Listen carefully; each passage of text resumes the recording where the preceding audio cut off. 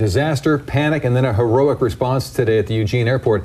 It's all good news. The good news is it was all part of a drill required by the FAA. Local first responders taking part to test their abilities. KEZI 9 News reporter Chinu Her was there as the simulated emergency unfolded. He's in the studio to tell us what it looked like. Chinu?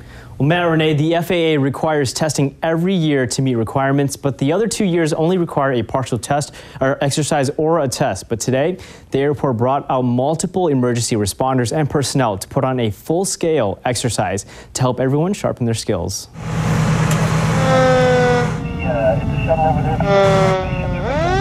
In a moment of disaster, crashed at the Eugene Airport. Every second counts. There were victims. In a state of chaos, organization is most important. How do we know who's in charge? How do we decide what's the highest priority and do it when it needs to be done?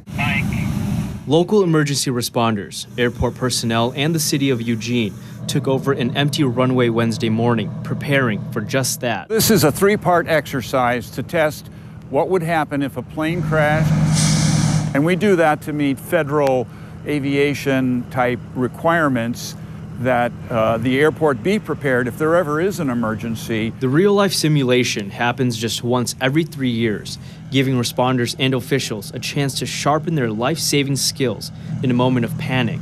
From dealing with victims. We have a bunch of folks who've come out here in the wet weather and agreed to be victims and be treated. To concerned family members. The other volunteers are family and friends, and they'll come and literally call and come to our office. And even working with the media. You sent a news release to the media? Eric Jones with the City of Eugene Public Works says the multiple agencies who participate and the dozens of volunteers all help create the chaos that allows responders to practice life-saving organization. So that's the kind of balancing that goes on and that we actually get to practice in these exercises. And make every second count. The public can be assured that we go through these exercises and we are ready.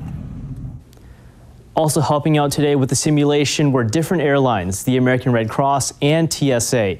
Jones says although the real emergencies are rare, it's important for everyone who would respond to be prepared. Live in the studio, Chinu Her, KEZI 9 News.